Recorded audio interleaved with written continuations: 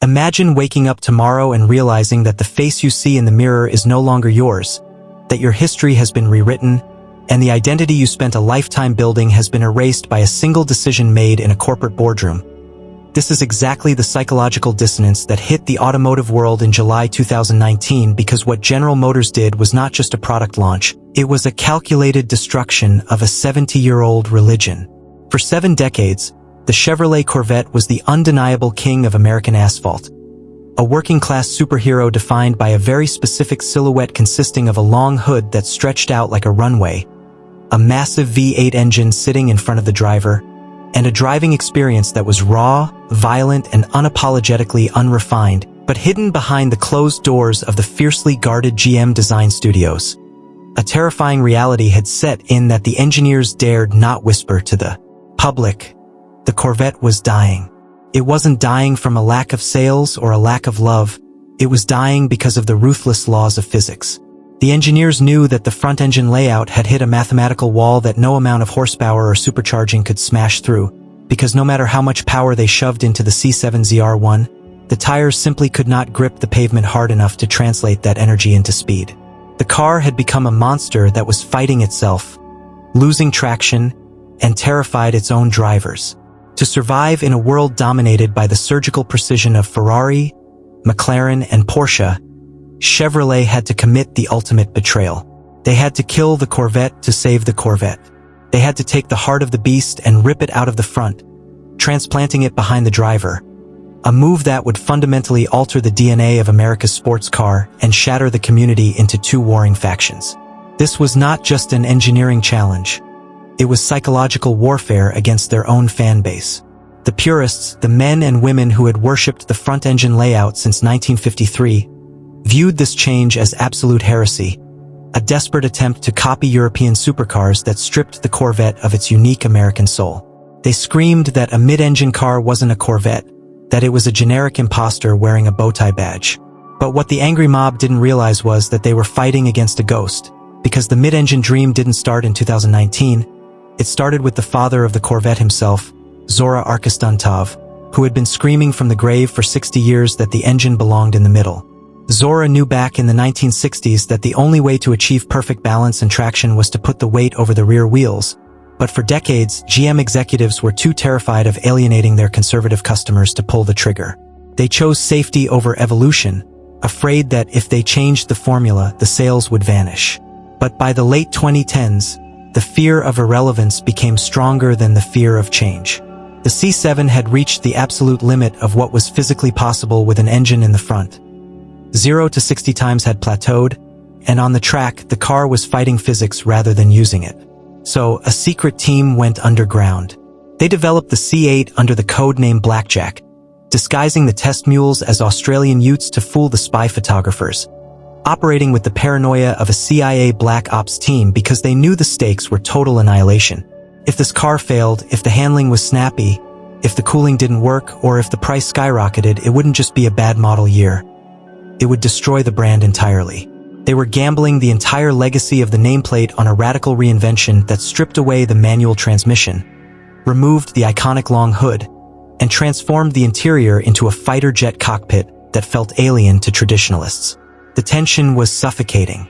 As the camouflage started to peel away and the spy shots hit the internet, the forums erupted into chaos, with conspiracy theories flying that GM was ruining the car on purpose or that the design looked like a cheap knockoff.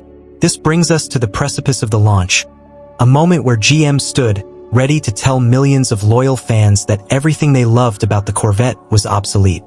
The C8 was designed to be a weapon of mass precision, a car built to hunt Ferraris at a fraction of the price. But to do that, it had to sacrifice the very identity that made it a legend. This is the story of how a car company risked everything to break the laws of tradition in order to obey the laws of physics, initiating a civil war among enthusiasts that burns to this day. The date was July 18, 2019, and the air inside the massive World War II blimp hangar in Tustin, California was thick enough to choke on, charged with a mixture of dread and adrenaline that felt more like a political revolution than a car launch because everyone in that room knew they were about to witness the execution of a legend. When Mark Roos, the president of General Motors, finally drove the camouflaged prototype onto the stage and the cover was ripped away, The silence that followed for a split second was the sound of millions of brains trying to recalibrate their understanding of reality. Standing there was not a Corvette, at least not one that the world recognized. It was a low, wide, predatory wedge that looked like it had escaped from a Maranello factory and crash-landed in Kentucky. The hood was gone, replaced by a short, steep nose that plunged toward the asphalt, and the cabin had been shoved forward by 16 inches, completely altering the silhouette that had defined American muscle for half a century. Visually, it was stunning, but psychologically, it was jarring, causing a cognitive dissonance among the faithful who looked at the side profile and saw a Ferrari 488 instead of a Chevy. But the real shock wasn't just on the outside, because when the cameras zoomed into the interior, they revealed a cockpit that was aggressively anti-passenger. A design choice that would spark thousands of arguments on forums across the globe. They called it the Great Wall of Buttons, a spine of climate controls that physically walled off the driver from the passenger, turning the pilot's seat into a solitary confinement cell of speed. It was a declaration that this car was for driving, not for socializing, a selfish, driver-centric ethos that alienated people who wanted a grand tourer for Sunday cruises with their spouses. However, the true betrayal, the knife in the back that caused grown men to weep on the livestream comments, was the transmission. For the first time in history, the Corvette did not offer a manual gearbox. The third pedal, the sacred connection between man and machine, the stick that allowed a driver to feel the heartbeat of the engine, was dead, killed by the cold, hard logic of numbers. GM's engineers didn't remove it out of spite. They removed it because a human arm is simply too slow. To achieve the sub-3-second 0 to 60 time they promised, they needed a dual-clutch transmission that could shift gears in less than 100 milliseconds, faster than a human could even think about moving their foot. They traded romance for violence, sacrificing the emotional engagement of a manual for the robotic efficiency of a DCT. And this decision drew a line in the sand that split the community into purists and progressives. The purists screamed that a sports car without a stick shift is just a video game, a soulless appliance, while the progressives argued that refusing to evolve is a death sentence. But just as the internet rage was reaching a boiling point, just as the critics were ready to tear the car apart for abandoning its roots, Mark Roos dropped the nuclear bomb that silenced every single hater in the room. The price. In a world where mid-engine performance meant spending $200,000 on a Lamborghini or a McLaren, the screen behind him lit up with a number that defied economic logic: $59,995. The room erupted. It was a psychological masterstroke that weaponized the price tag against the European elite. GM had essentially built a blue-collar supercar, a machine that offered 95% of the performance of a Ferrari for 25% of the price, democratizing speed in a way that was almost offensive to the rich. This price point didn't just sell cars. It broke the social hierarchy of the automotive world. Suddenly, a plumber could theoretically own a car that looked like it belonged to a hedge fund manager. And this terrified the owners of exotics who realized their status symbol was being threatened by a Chevy. The C8 wasn't just a new model. It was class warfare on wheels. The dealership phone lines crashed instantly. The waiting list stretched out for years, and the resale market turned into the Wild West, with people flipping their allocation spots for double the price before the cars were even built. But amidst the hype and the chaos, a darker question loomed over the launch. Was this bargain basement supercar actually built well? Or was it a ticking time bomb of cheap parts and cut corners disguised as a luxury item?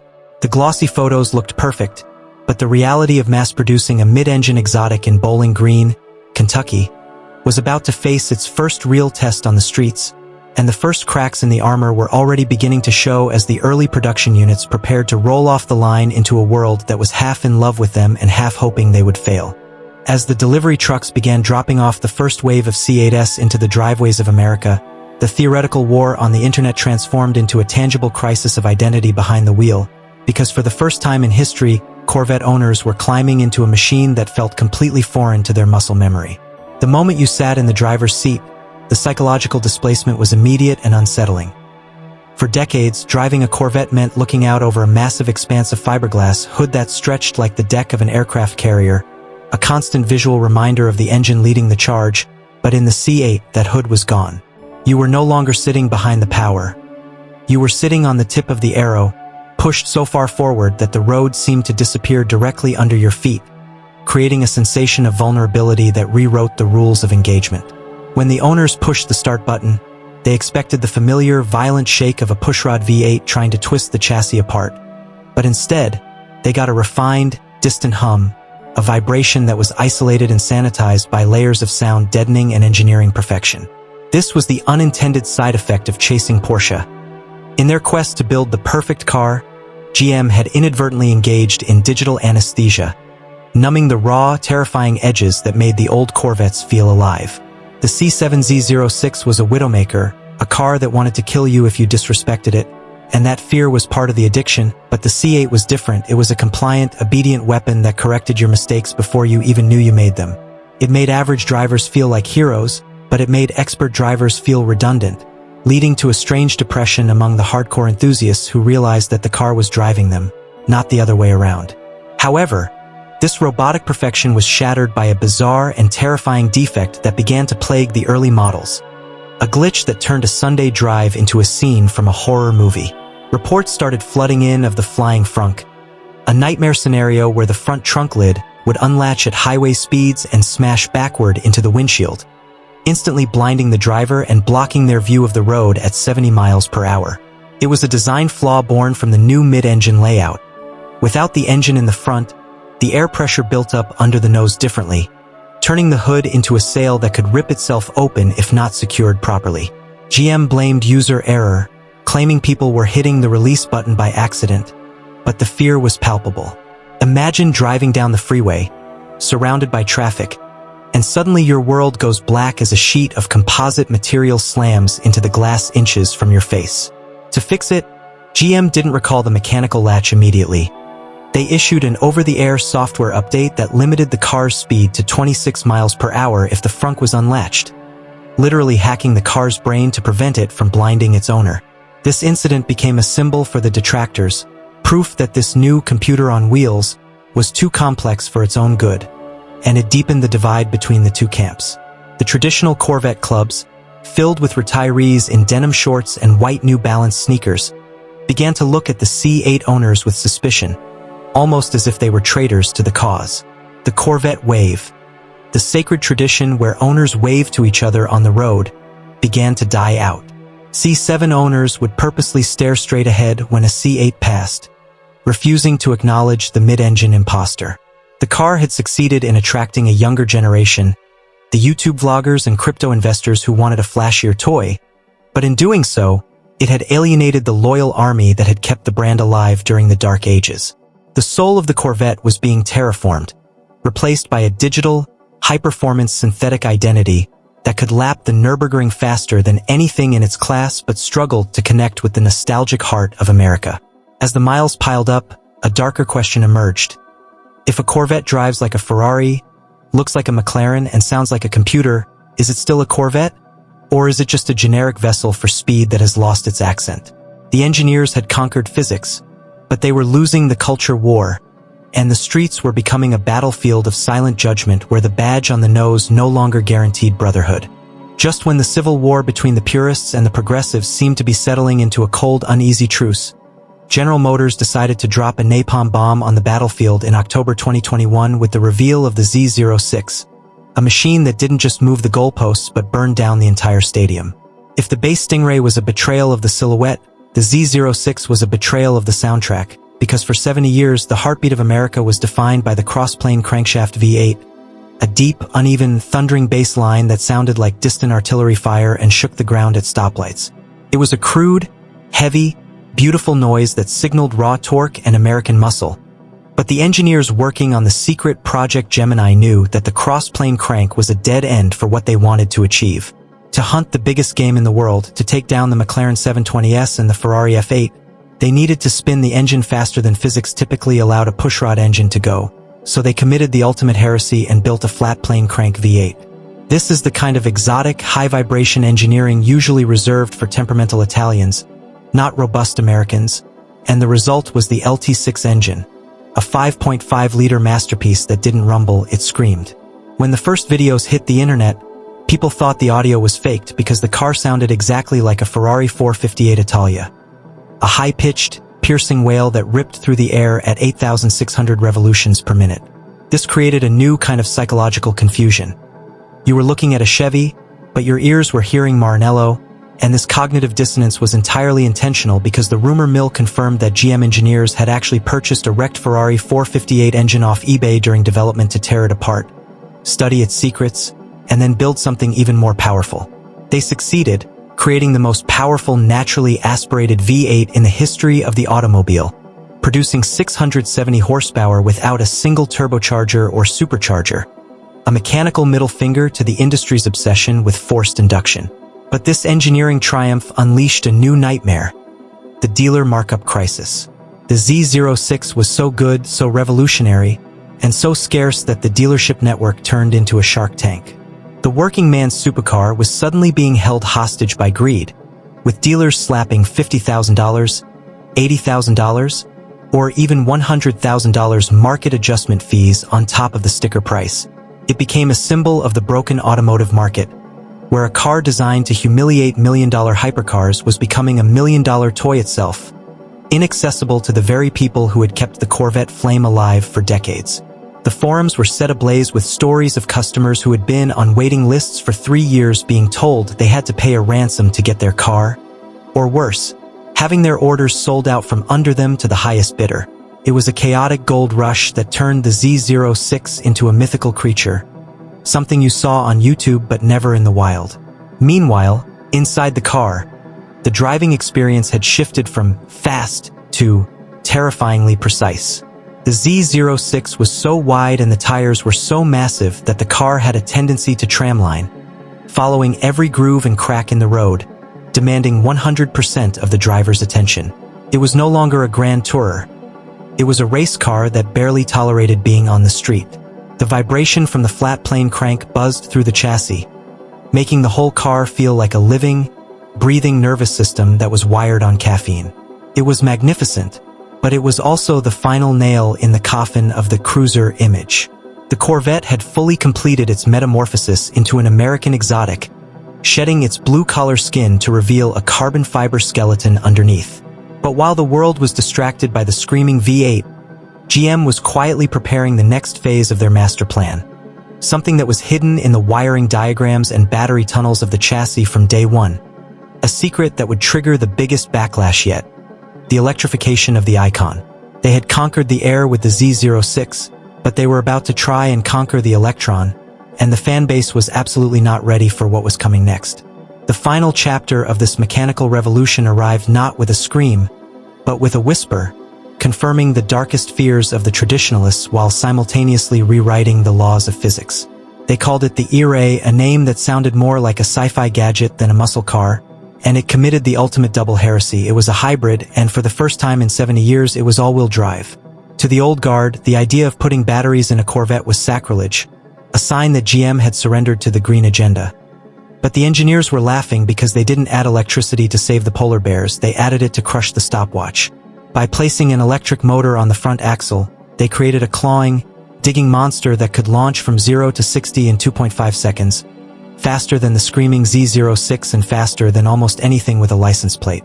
It was instant torque, filling the gaps in the gas engine's power band like digital spackle, creating a seamless wave of acceleration that felt unnatural. But the most psychological hook was the new stealth mode, a feature that allowed the car to start silently and drive out of a neighborhood using only electric power, turning the loudest car on the block into a ghost. It was the final insult to the loud pipes save lives crowd, a feature that literally silenced the V8. So here we stand, looking at a machine that has shed every single trait that once defined it. The manual is gone, the engine moved, the rear-wheel drive purity corrupted by AWD, and the analog soul replaced by digital perfection. The civil war among the fans never truly ended. The purists simply retreated to their garages to polish their C6S and C7S, clinging to the past, while the new generation embraced the future.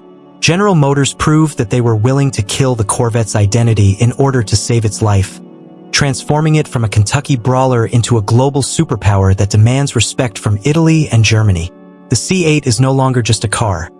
It is a monument to the ruthless pursuit of speed, a machine that proved tradition is just an obstacle waiting to be smashed by engineering, leaving us with one lingering question. Now that they have conquered the engine, the transmission, and the wheels, what is left to change? Or have we finally reached the end of the Corvette as we knew it? If you thought the hybrid era was the end of the line, you were dead wrong. Because hidden deep within the restricted levels of the GM proving grounds, the engineers were building a Frankenstein monster designed to humiliate not just Ferrari, but Bugatti. And in the summer of 2024, they unleashed the ZR1, a machine that shattered the fragile reality of the automotive world like a hammer hitting a mirror.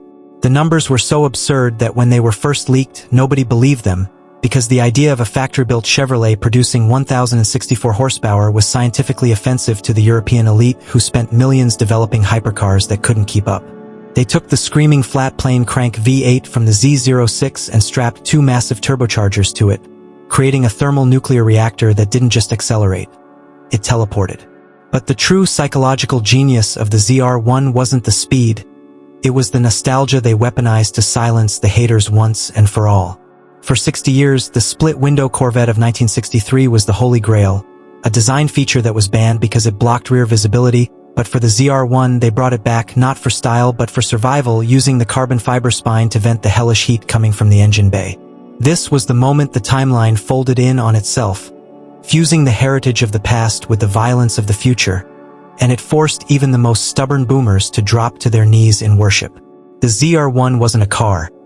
It was a fire-breathing dragon that shot blue flames out of its exhaust pipes, a visual display of raw, unburnt fuel igniting on contact with the atmosphere, terrifying anyone foolish enough to tailgate it. This car marked the final transition of the Corvette from a sports car to a hypercar, a label that carries a heavy burden because it means the Corvette is no longer the underdog. It has become the very thing it used to hunt. The price tag soared into the stratosphere, moving the car out of the reach of the working class entirely and placing it in the climate-controlled garages of billionaires, completing the gentrification of the brand. The Blue Devil had returned, but this time it wasn't here to compete. It was here to dominate, and as the speedometer climbed past 215 miles per hour, the vibration of the road disappeared, replaced by the terrifying sensation of aerodynamic downforce crushing the suspension into the pavement. It was the ultimate vindication of Zora Arkus-Duntov's dream, a mid-engine missile that could conquer the world. But in achieving this godlike status, the Corvette had finally killed its own accessible soul. It was no longer the car you bought when you retired. It was the car you bought when you owned the company, and that shift created a silent vacuum in the market, a sense of loss amidst the triumph, because the people who loved the Corvette the most were the ones who could no longer touch it. The engineers had built the greatest American car in history, but in doing so, they had built a wall of performance and price that was too high for the faithful to climb, leaving the community staring up at the summit, wondering if the view from the top was worth the price of admission. But the story doesn't end with the ZR1, because there is one final ghost haunting the hallways of General Motors, a whisper that refuses to die. The engineers are preparing the ultimate tribute, the final boss level of this real-life video game, rumored to be named after the father himself, the Zora. If the rumors are true, this machine will fuse the twin-turbo violence of the ZR1 with the electric all-wheel drive system of the E-Ray, creating a hyper-hybrid monster with over 1,200 horsepower that will serve as the tombstone for the internal combustion era. It is the fulfillment of a prophecy made 60 years ago, the final piece of the puzzle that proves Zora Arkus-Duntov was right all along. And as we look back at the chaotic timeline of the C8, from the first shocking leaks of the mid-engine chassis to the arrival of a hypercar that costs $250,000, we realize that the anger, the tears, and the internet rage were all necessary collateral damage. The Corvette C8 didn't just split the fanbase. It saved the brand from extinction.